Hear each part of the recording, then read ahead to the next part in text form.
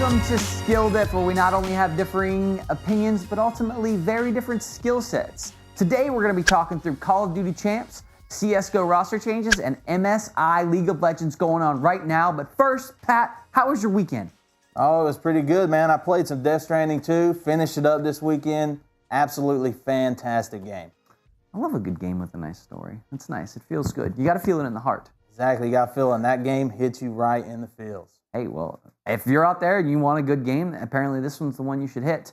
Well, in the actual esports news today, let's talk Call of Duty. Champs just happened in Canada. Was a banger event in the fact that there were so many upsets. But ultimately, Pat, I need to start off with this question. Optic Gaming come from behind all season, chaos, roster changes, everything was not going their way. They show up, they win. They win convincingly. They beat a bunch of good teams 3-0. How does this make you feel? Man, if you've been keeping up with the show, it makes me feel pretty bad because I've not been on the Optic bandwagon this whole season. Yeah. I've had some not so nice things to say about some of their players and some of the roster moves they've done, but they have had some good changes with that. Specifically, I was very happy when they took out Skies and put in Mercules. I think that's a fantastic change. Obviously, now in hindsight, it was a good change. But all around, just everybody on Optic started stepping it up. Dashy was one through the early seasons, was really not looking like himself and was not playing that well. Shotzi's was very inconsistent in the earlier tournaments, and that all just led to a downfall and them not placing well. And at one point, that conversation we had of, are they even going to make champs? But now, as we saw, they were clean sweeping winners bracket run, and I don't want to give no fault to them. Shotzi's played incredible. Mercury's incredible. I mean, he did get the MVP after all. I mean, I think it should have went to Shotzi's myself, but he's a new kid on the block, so I'm happy for him. All in all, fantastic tournament from them, but I do think it was a little bit of a fumble from a lot of the other big teams. Mm-hmm. LAT getting double knocked out right off the bat. Faze was not looking good, and that led a way for Optic to be able to get in and be able to win. Not saying it wasn't deserved. They played incredible. But I would like to still see them be able to go up against those teams at their caliber, and maybe we'll get to see that at EWC. Yeah, and Faze, I think the event was really defined by that one matchup against Faze in round one. It was very apparent that Optic had done their homework, and that was a quick 3-0 against the Faze, who I had winning the whole event. You know, yeah. This is the deadly duo, right? The Tiny Terrors. We have Celium, who was really quiet all event. Draza, who was really quiet all event. Those guys did not play well, and that was definitely an issue. But Optic capitalized on that, and they ended up against the Surge in the finals, and Surge looked good, but what have we known about the Surge all year? They cannot close, and guess what? They did not close because Optic took it from them, but it was a wild event. It's great for the Green Wall, and I think a little bit good for Call of Duty in the fact that this got a viewership bump because Optic did make the finals. Yeah, that was one of the big things, was like, we always said on here that if Optic doesn't make it to the finals or they get double bounced, the viewership, it's gone. Yeah.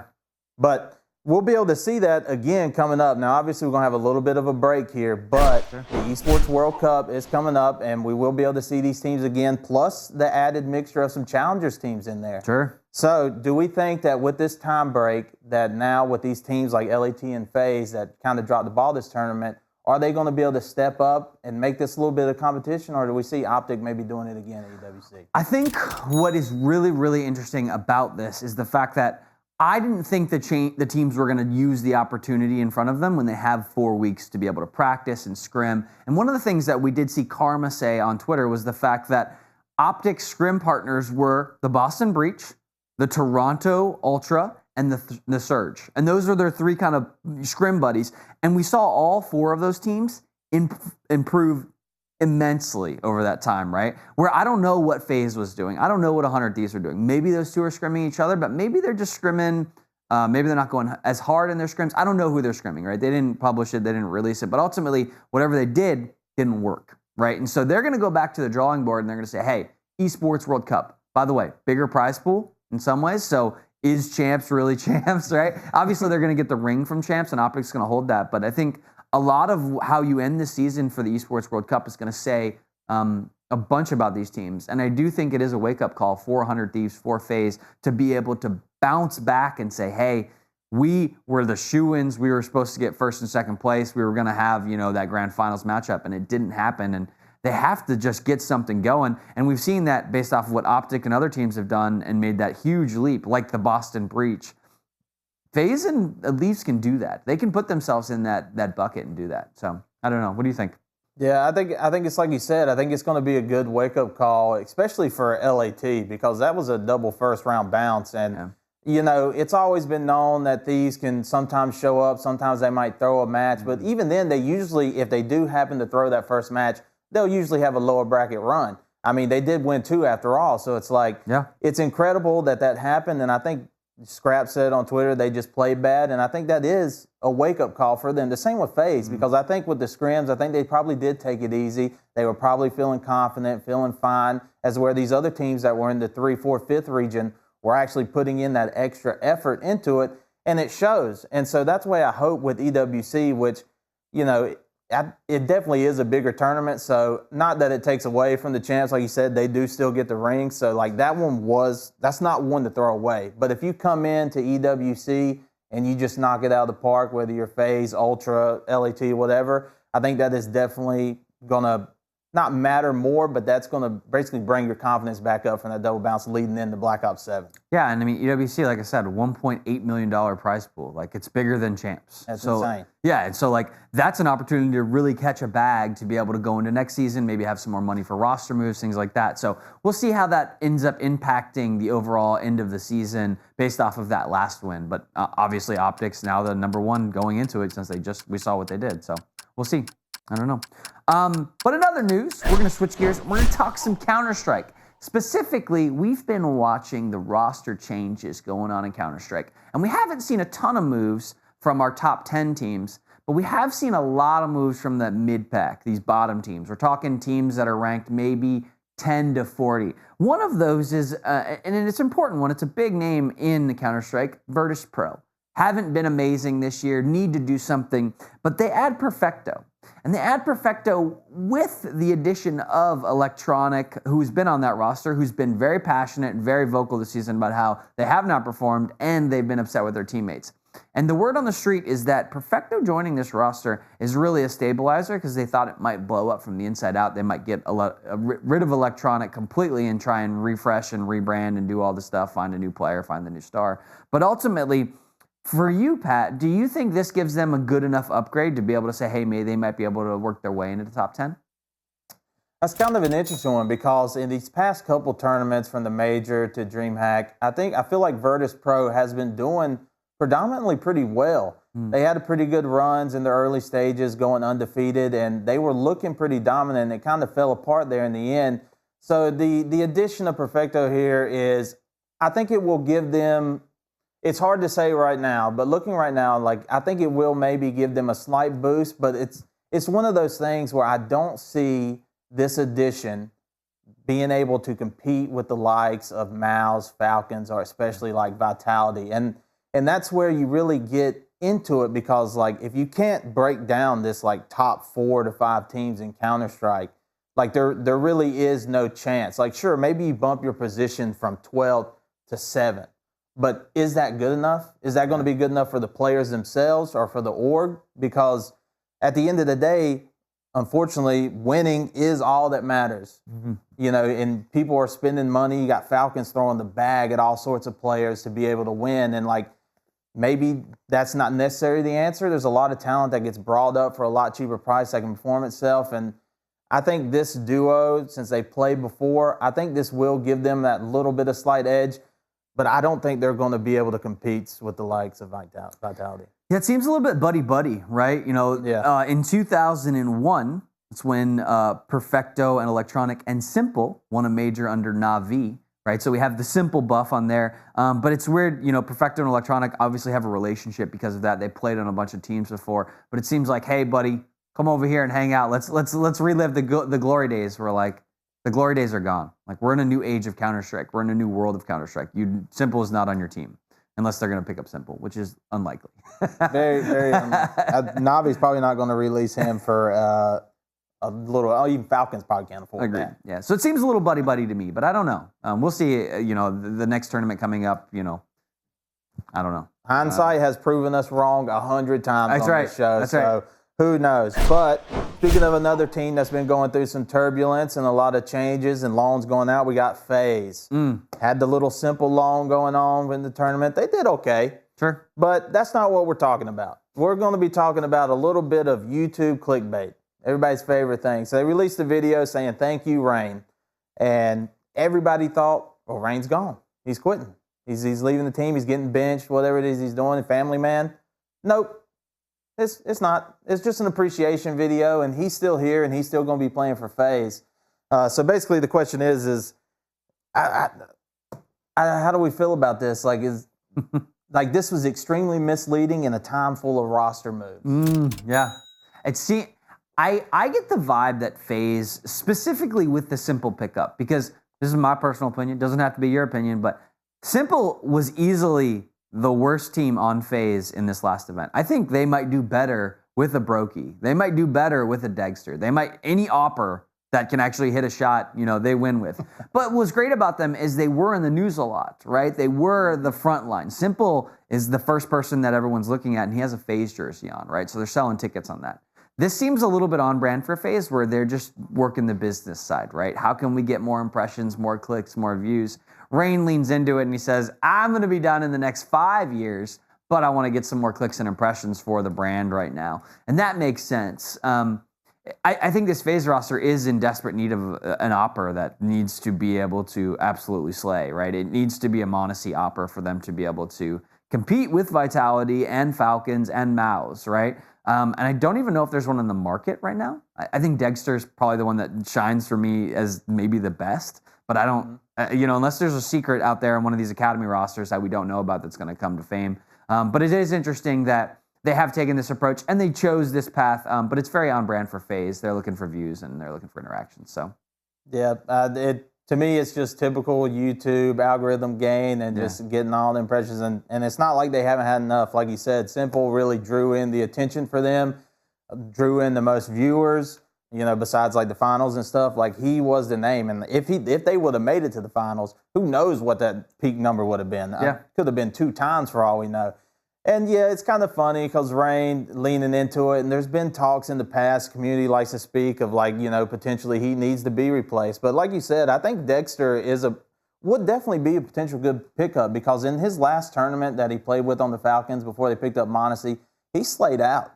He performed incredibly well, and I remember us talking about it of being like, oh, he's just showing out for the next team to pick him up, like showing that, he is a good pickup. Just because Falcons are dropping it don't mean anything because Faze, they do need help. Their team hasn't been looking good, but I think a lot of that too just revolves around the players. Yeah. And this whole clickbait thing is like, yeah, you want to keep the fans invested because that's what's going to keep them watching you, buying the merch, buying everything. Because if you can't get the money for winning, you might as well get it from other places. That's right. Yeah. Speaking of that, one of the things we did see over the weekend. So 100 Thieves owner, Mr. Matthew Haig himself, Nadeshot, goes on a bit of a CS case opening bender. And we don't have the exact numbers, but it's estimated to be somewhere between $30,000 and $45,000 worth of cases that Matt opened over the weekend. And I enjoyed watching the streams and, Clayster's in there, Shroud's in there, Tim the Tatman's in there. And we watched Matt kind of go a little bit crazy. Now,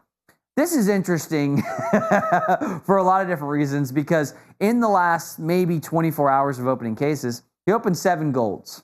And there were some good golds in there, right? There was some nice stuff. But I'm curious, Pat, what do you think about this? What does this look like? Why did Matt do this? Is he just nuts or what? I'm going to try to make this as quick as possible because I have feelings about stuff like this. And to me, this is just the epitome of everything that's wrong with Counter-Strike.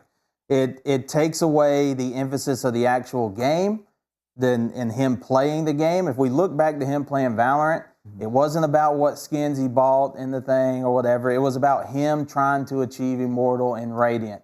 As to where here, the only news and anything I ever see is him spending a buttload of money gambling on crates because that's like the cool thing to do in Counter-Strike. I can't stand it. I cannot stand it. And it's good for him, sure, because he can throw that money. He has the funds to do that. Plus, he's streaming it, so he's getting those funds back. But it just leads to that problem of the everyday man who falls into this lapse of spending all this money on these cases because they want to pull that nice knife. They want to pull those fancy gloves at the extent of what? Thousands, hundreds of dollars. It's just, it's insane to me. I'm not a big fan, but kudos to him for getting those 7 golds. I'm sure he will use those in the game if he ever plays at some point. Do you think this was calculated based off of the 100 Thieves thing, or do you think this is just a one-off because he's playing Counter-Strike and just kind of fell into like the case trap that we've all seen before? I think it's just the wave. I've noticed a lot of people coming back to Counter-Strike now in the streaming world, so everybody's just hopping on that wave. They're going to get in there, spend their money, have their fun, and then they're going to branch off and go on to the next thing as they always do. Yeah. Well, there has been a lot of folks playing Counter-Strike, and I'm with you, Pat, in the fact that I think it's total DGen moment, right? I think he turned it into a win because of his stream more than anything else. You know, being able to turn that into some dollars from the donos and the gifted subs and the views on that side. I think that's interesting. But it definitely plays into this gambling type atmosphere that we've created. Specifically, I think of XQC. I think I saw something Yes. where like he's been on Stake and he's been on Roobet and all these other sites and he's spent $4 billion in bets. Now he's probably gotten some money back from that $4 billion, but it's just we're going through this wave of gambling and it is very, very traumatic for the industry right now. It's very interesting. Yeah. But we won't harp on that for too long as we're going to move into our next segment, the Teardown. And for this segment, we're going to be talking about Call of Duty again and another game we don't talk about that much, Rocket League. So both of these games had a tournament over the weekend. We had Champs and then we had the Rocket League Major here. And basically, there was a debate online about crowd turnout for these events. A lot of people were harping on Call of Duty. It was looking very light, not a lot of people there. And then the same for Rocket League. And it's a little unconventional for people to think of Call of Duty that way. And so the main thing is one, is this really important? Is this misleading in any way? Or was it a bad turnout for COD, good for Rocket League? Or are these games just both dying? What's going on? Well, I want to break down both of them in the fact that, one, I think if we look at Call of Duty, I think Call of Duty picked a very specific location because of the Toronto Ultra, right? The Ultra said, hey, we want to host this. It's Call of Duty Champs. Let's make it something cool for Canada, for the city of Toronto, and specifically in Kitchener, right? So, like, we're going to go to this outlandish place. I say outlandish, just a little bit further off the beaten path, but we're going to save money on we're not going to spend as much to be able to rent this facility. We're not going to spend as much because of the location, maybe because of some of the local city benefits. There might be, hey, the price tag on this, let's save some money. Because I think Call of Duty League is definitely in a money-saving mode. And you saw that based off of the stream itself. I think there are some elements that were like, hey, this is really cool, and other things where it's like, oh, look at the wires, look at just the polish of the stage, look at it wasn't that sexy, it wasn't that nice. Especially when we compare it to like Rocket League. Rocket League's in Raleigh. Rocket League's in a major city in North Carolina where there's been a bunch of different events. They have an international airport. There isn't an hour drive to get there. So if I separate those things, Call of Duty definitely had the location and the Ultra kind of supporting it as maybe not an easy place to go, not a fun place to go. Where when I look at the Rocket League thing is interesting because it was a little bit more international in nature because you can get there easier, it's more convenient. But it also had a bad turnout, specifically on the Thursdays, Fridays, and the early days, right? The working days. The working man is working, right? So they're not going to show up as much. I think by the end of it, I was more, Optic got the buff because they made it all the way there, and so they improved the crowd. And then I think the Rocket League one is like over the weekend, people kind of trickled in, and those stands also filled out. But you didn't hear that. You didn't hear, hey, this improved. You just hear all the nasty stuff on Friday, and then it all ends. Now, I think the Ultra event was smaller in nature, COD Champs, where the Rocket League event was a little bit bigger by the end of it. But I don't know. I don't necessarily agree with the hate on the actual attendees and what it looked like in the venue. I don't know. What do you think? Yeah, I think a lot of it just goes into that whole misleading nature of things, of people loving to rag on stuff, because a lot of the things you've seen about COD and Rocket League was like what you said. They were taken on Thursday or they were taken on Friday before people were able to get there, because most people are only going to go for the weekend. They can't get the weekdays off, as you said. They might be working or whatever, so you're going to have a smaller turnout. But this is nothing new. I mean, even if we look back to the Austin Major and Masters Toronto, it was the same way.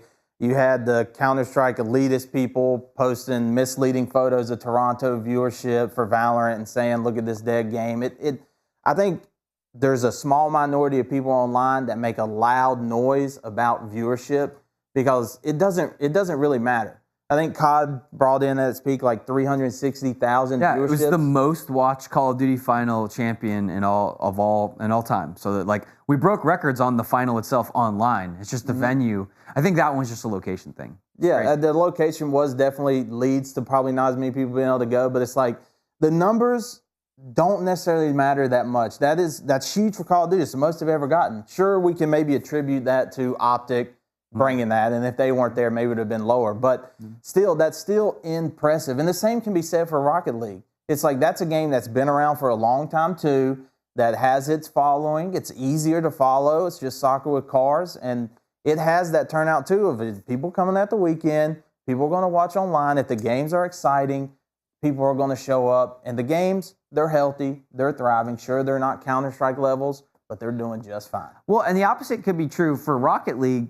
Carmine Corps did not do well. They are the favorites going into it, and they got bounced in the playoff bracket. And we ended up, I mean, this is an interesting fact, but like the Falcons of all teams, the Saudi Arabian Falcons won the actual event, which were not predicted to win. They're a great roster, but they weren't the favorites where KC was. And so I think part of that was there were not a lot of big grand final moments, Game 7, scoring goals other than the losers bracket round with KC against Twisted Minds. So I don't know. I think that is interesting when you kind of put the puzzle pieces together, but I don't necessarily agree with the hate. I would love to see the ticket sales numbers to see how many tickets they actually sold on each side and what their goal was and what they actually reached. Because I think you have to go into those, if I'm putting on either of those events, knowing kind of what your ticket sales should be and what they actually are. And I think those numbers probably matched up with what they thought they would be.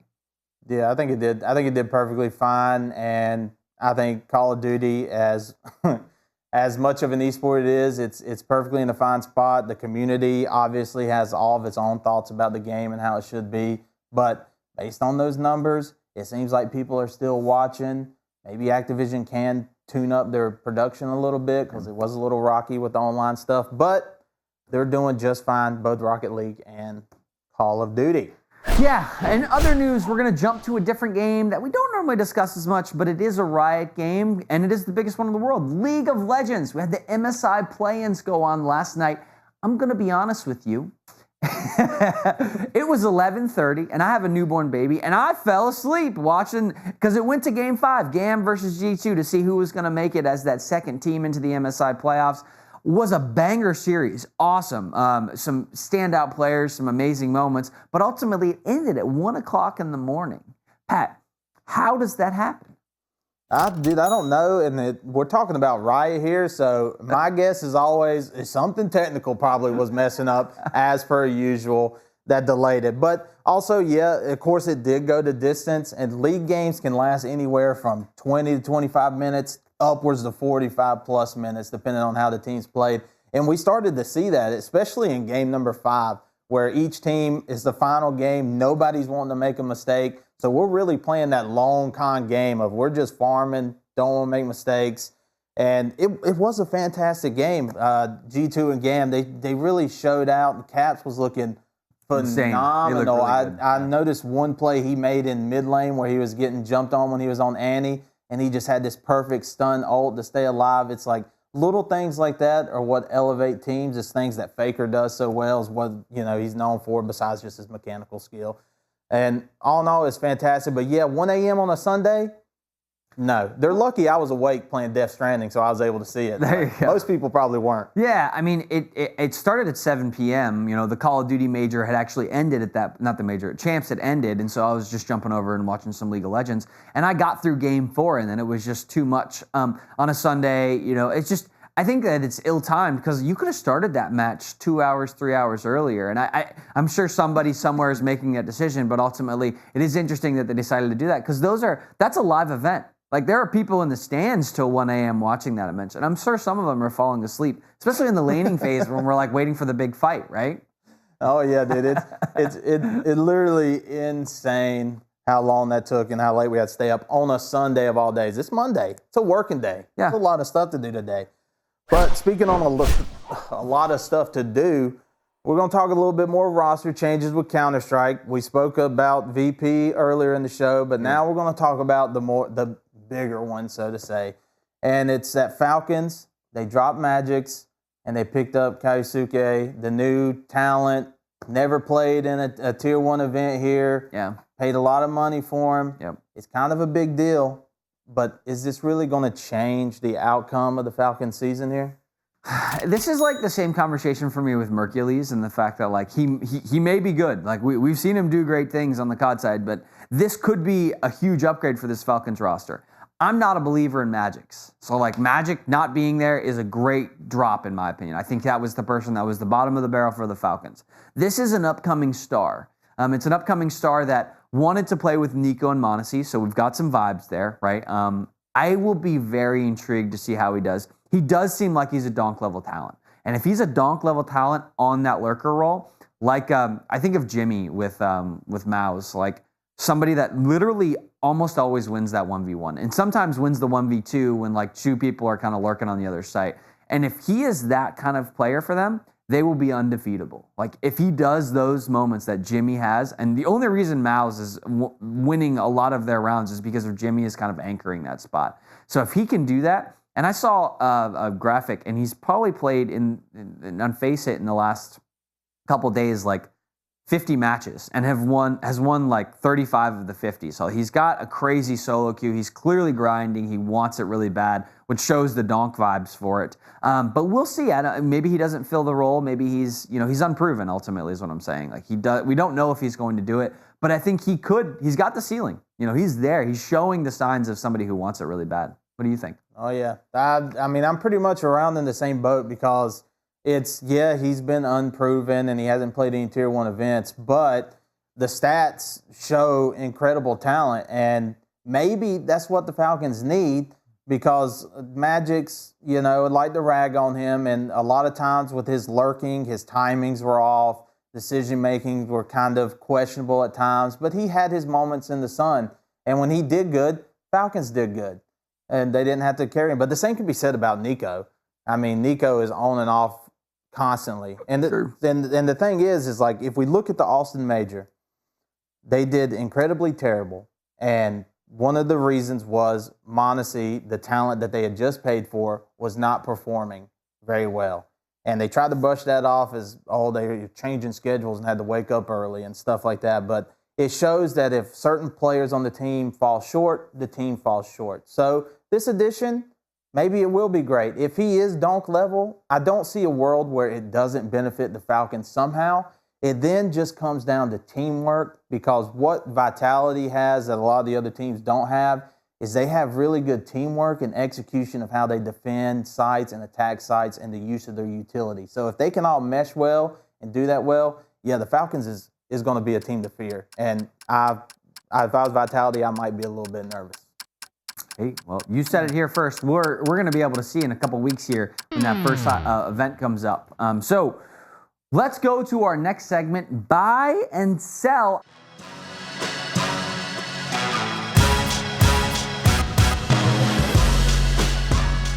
I got a good one for you here, Pat. I'm excited about this one in the fact that I thought it was super sweet, so I'm probably going to insta-buy this, but there was an autonomous robot soccer battle in Beijing. Two teams against each other. They programmed their robots to play a game of soccer. And I think this is so cool in the fact that it's like the future of sports. I think it's super fun to watch.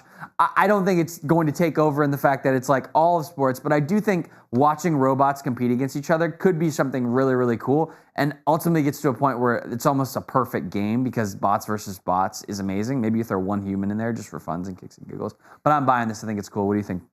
I mean, for me, I'm definitely going to be buying it as well. I used to love that show. I can't remember the name, but they battled the robots. They build them and they attack each other. BattleBots. BattleBots. Yeah. Yeah.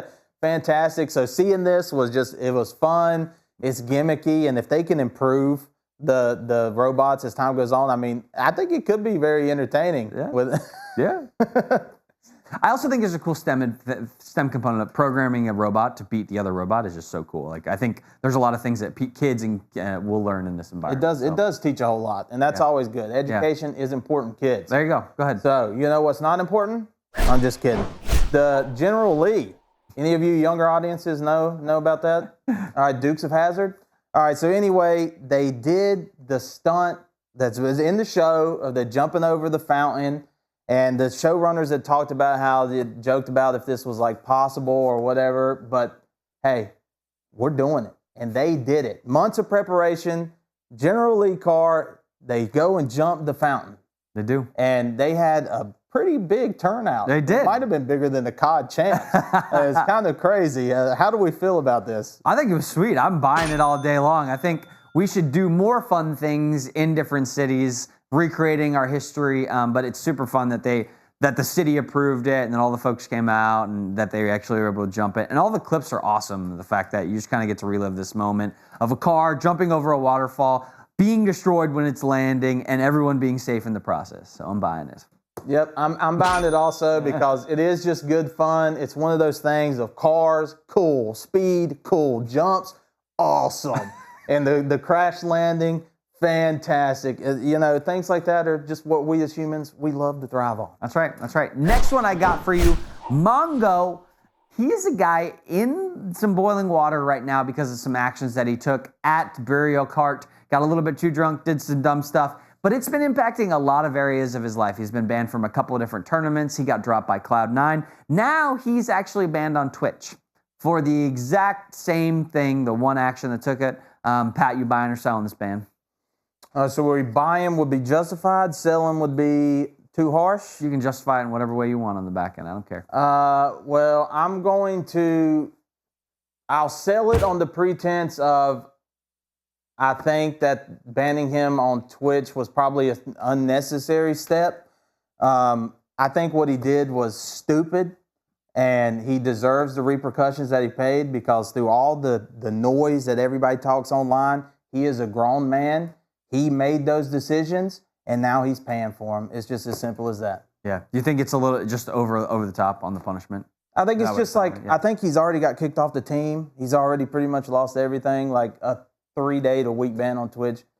It just seems a little unnecessary. It's so late too. Just like you should have done it. I'm with Pat. I'm selling. I think that this person is going through I don't know him, but he's definitely going through the ringer and getting it every single direction. He's being canceled, and I think it's just over the top. I think that if you need to settle anything, settle in an official court. You know, refer him to the police, put it on his record, call it a day. It doesn't make him, he's not the scum of the earth. He made some bad decisions, so I'm selling it too. Just bad decisions. There you go. Cool. And speaking of decisions that didn't turn out bad, was Dashy has apparently been playing a lot of Counter-Strike. He had like over 100 and something hours in the past 2 weeks, according to his Steam profile. And this, Champs was coming up. And you spending your time playing Counter-Strike? Or was he really playing? He might have just been opening cases. But how do we feel about that? 2 weeks, Champs coming up, playing a different game. Buying or selling? I am going to sell. I think this shows that, and Dashy did not have the best performance, in my opinion, at Champs. I think he was there. I think he's a gamer, and I think there are 24 hours in a day, and so he probably spent 8 hours playing Call of Duty and then 8 hours playing Counter-Strike. I do think there is a level of focus that I would like to see for him to become the MVP and the leader of that roster, and I don't think this shows that he's doing that. Yeah, I'm going to have to agree with you as well. For me, it's like if we look at the different cultures, like we look at Korea and like Counter-Strike and stuff like that, they put in ungodly amount of dedication to just that game, and it shows. And if you go to the North American counterpart, we're off playing Stardew Valley and all this other stuff because we need a break. And we can argue the mental stuff and toll that takes on everybody and how that impacts it, but they're the ones who get the W, and we don't because we're too busy doing stuff like this, playing Counter-Strike when we should be practicing COD. It's impressive that he was able to do it, if I'm honest, but I think it shows that he's not really. He's a natural gamer. Yeah, he is, totally. He's a bro. Okay, next one. Mezzy is on BBC after Vitality wins the Austin Major. He's going to get recognized on a national news network. What do you think, Pat? Buy or sell? Buy. I think that's really cool. Yeah. I wish here in the States we would take a little bit more part in that to kind of just throw some more light on the esports. I mean, we obviously have had a big, huge gain in esports and more of it becoming recognizable and more modern sportsy vibes, so to say. But I think things like this is cool. France obviously did the same thing with Vitality, with them winning and recognizing them. So it'd be cool for them to be like, hey, Optic just won COD Champs, and Trump give them that's a good job, buddy. Yeah, I'm going to sell this on the premise that I'm certain this story will just become something where it's like, pro gamer is possible, parents see it, it kind of does everything. I think that the way that the older generations look at gaming is very much, the story always gets skewed to there's this one person that can do this thing, where I think there's a lot of different opportunities. So I'm not necessarily, I think marketing is good, and so I'll praise him in the fact that free marketing this is a great thing. But I think in the end, the story as it runs will be something that's not that cool, and I think that it'll misconstrue gaming for what it is, so I'm going to sell it. All right, agree to disagree.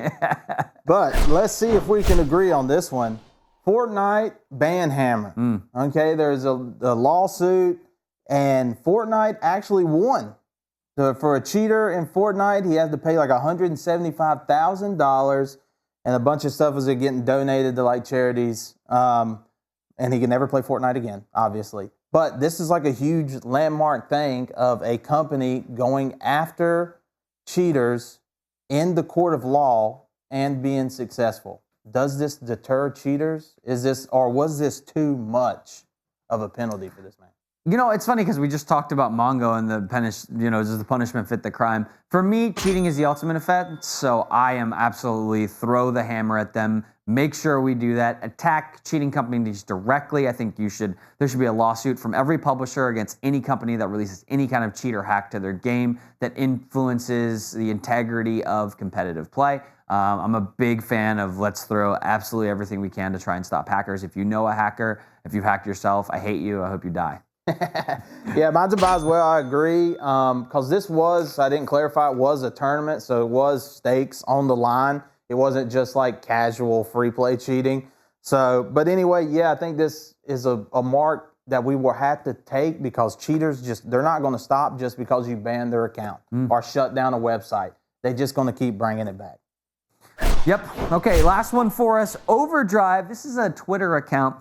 They're releasing a lot of different information, and it's insider information on rosters and things going like that. Sheep Esports gets a lot of their data from them. There's a lot of folks that are wrapped up in Overdrive. They're getting information from there. Are you buying or selling this insider information? Do you think this is cool or not cool?